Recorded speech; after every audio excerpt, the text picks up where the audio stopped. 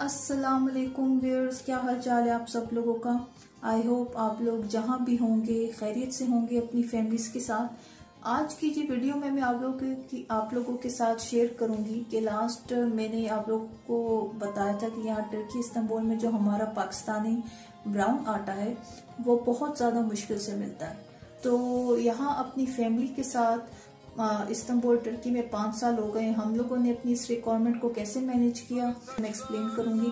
तो चलें जल्दी से ये वीडियो स्टार्ट करते हैं। ओके जी, सबसे पहले मैं आप लोगों के साथ शेयर कर दूं कि यहाँ टर्की में इस्तांबुल में एक तो जो आटे की पैकिंग होती है वो इस तरह होती है। ये एक मोटे कागज का पैकेट सा होता है इस तरह, और आटा इस फॉर्म में मिलता है। 1 किलो की पैकिंग होती है, 2 किलो की होती है, 5 किलो की होती है। तो ये वाइट आटा है, इसको आप कहेंगे मैदा। जब मैंने कोई बेकिंग या केक या समथिंग कोई बेकिंग आइटम करना होता है तो वो मैं इस आटे से करती हूँ। ये मैदा है इनका। इनके पास टर्की में इस्तांबुल की मैदे की बहुत ज्यादा रेंज है, बहुत ज्यादा वैरायटी है और बहुत ज्यादा अच्छी क्वालिटी का मैदा इनका होता है। इसके बाद जो ये इम्पोर्टेंट चीज, मैं लास्ट यूट्यूब में एक वीडियो देख रही थी जहां किसी ने शेयर किया था जिस आटे पे लिखा था ताम बुदे। जो ताम बुदे आटा होता है वो मोर और लेस मैदे से ही रिजेंबल करता है। जो ये आटा है व्यूअर्स, इसके ऊपर लिखा हुआ है, पास से दिखा देती हूँ, इसके ऊपर लिखा हुआ है जी कैपेक्ली ऊन। ऊन कहते हैं आटे को। ऊन आप देखिए यहाँ पे भी लिखा होगा, ऊन कहते हैं आटे को। पर जो वर्ड कैपेक्ली है इसकी गूगल ट्रांसलेशन, जो ट्रांसलेशन है टर्किश से इंग्लिश में, कैपेक्ली कहते हैं व्यूअर्स जी ब्राउन को। ब्राउन कलर को कहते हैं कैपेक्ली। किसी ने ब्राउन ड्रेस पहना हुआ है, कोई ब्राउन कलर की टेबल है, तो हम वर्ड यूज करते हैं कैपेक्ली। सो इन शॉर्ट जो ये आटा है ये इन टर्किश लोगों की नजर में इसको ये लोग कहते हैं जी कैपेक्ली ऊन। ये लोग समटाइम्स इसकी ब्रेड्स अपनी ब्रेड शॉप्स में रखते हैं, पर मोस्टली लोग इसको यूज नहीं करते। इनके जो मैदे वाली ब्रेड्स हैं वही यूज होती हैं। तो शुरू में तो हमारा टर्की में इस्तांबुल में जब हमारा यहाँ पर आना हो गया था, पहले तो हम पाकिस्तान से आटा मंगवाते थे। लेटर ऑन हमने ये ऑप्शन भी यूज की कि ऑनलाइन इनके जो गांव हैं वहां से कुछ लोग आटे का ये डिलीवरी का काम करते हैं।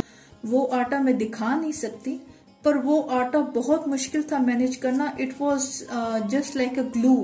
वो एक गोंद की तरह, एक रबड़ की तरह का आटा था। हस्बैंड ने ज्यादा क्वांटिटी में मंगवा लिया था, 5 किलो, और वो बहुत ज्यादा मुश्किल मैनेज हुआ, खत्म हुआ। मैं फेंक भी नहीं सकती थी।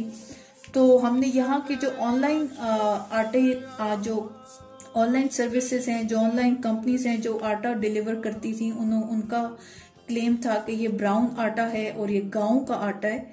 हमने वो आटा भी यूज कर लिया, पर हमारी प्रॉब्लम सॉल्व नहीं हुई। ये मेरी एक जो टर्किश दोस्त थी शिफा, उसने मुझे रेकमेंड किया था कि आप लोग ये ट्राई करके देखो।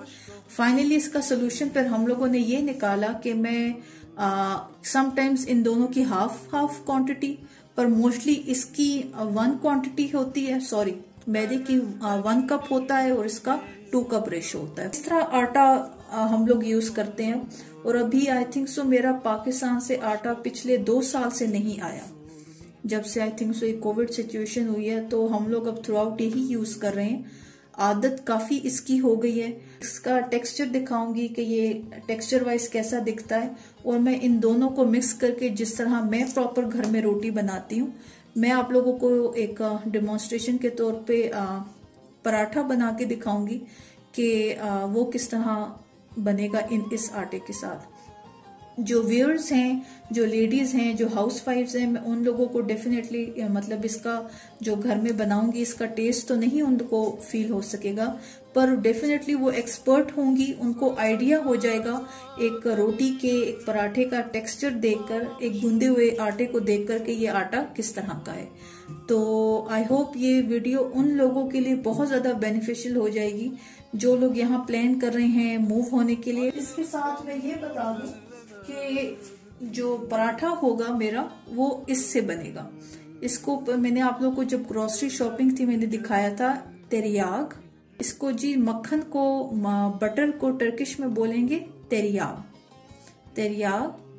ये मक्खन है व्यूअर्स। ये हमारे घर में मैं बेकिंग के लिए भी यही यूज करती हूँ, और जब हम लोगों का घर में ये पराठे वाला जो सिनेरियो होता है, रिक्वायरमेंट होता है, तो ये भी हम उस टाइम यही यूज करते हैं। जो अरेबिक शॉप्स हैं वहां पे घी अवेलेबल है, हम लोग घी भी यूज करते हैं, पर 80-70% घर में ये मक्खन ही यूज करते हैं। समटाइम्स ओकेजनल कोई गेस्ट या कुछ हो तो हम लोग घी यूज करते हैं, बिकॉज वो जो अरेबिक शॉप से घी है वो उस तरह बजट वाइज हमें इकोनॉमिकल नहीं पड़ता। ये मक्खन है, इसको टर्किश में बोलेंगे तेरियाग। बटर है, मक्खन है, इसको मैं पराठे बनाने के लिए, अंदर फिलिंग के लिए भी यही यूज करूंगी और बाहर लगाने के लिए भी यही यूज करूंगी। तो चलें सबसे पहले आटा गूंदने का प्रोसेस स्टार्ट करते हैं। अच्छा व्यूअर्स, मैं अपने घर में कंटेनर के लिए ब्राउन और वाइट आटे के लिए मैं ये यूज करती हूँ, बिकॉज जो पैकेट है अगर इस फॉर्म में रहे तो समटाइम्स यूज करते हुए इससे गिर जाता है, समटाइम्स ये कागज का पैकेट है गीला हो जाता है, तो मैं इसको इनके जो कंटेनर्स हैं उसमें ट्रांसफर कर देती हूँ।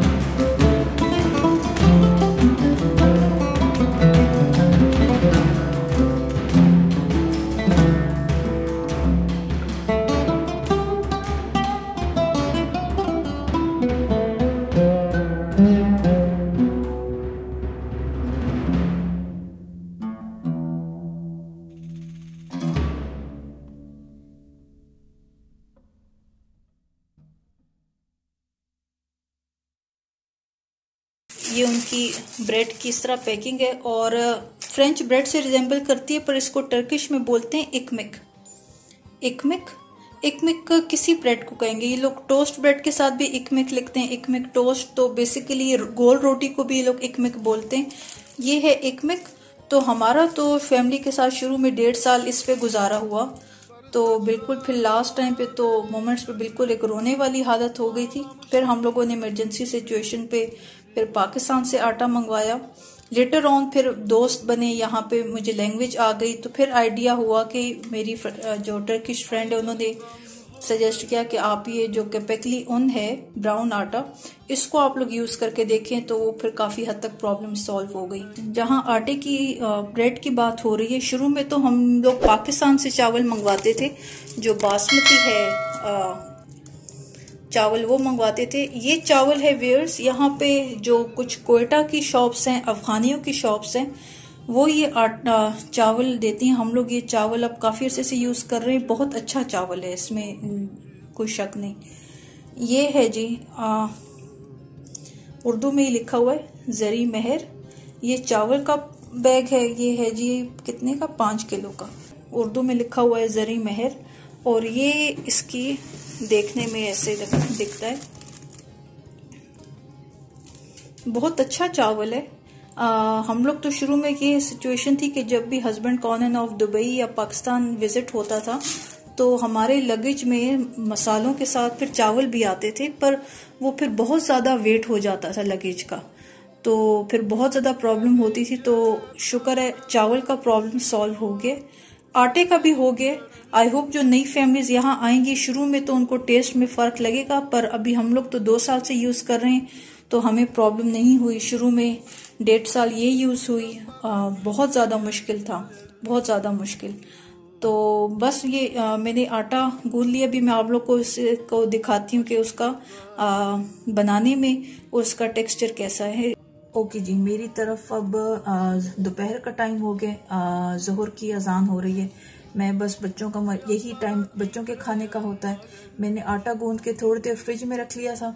मैं अब आप लोगों को जल्दी से इसका पराठा बना के दिखा देती हूँ।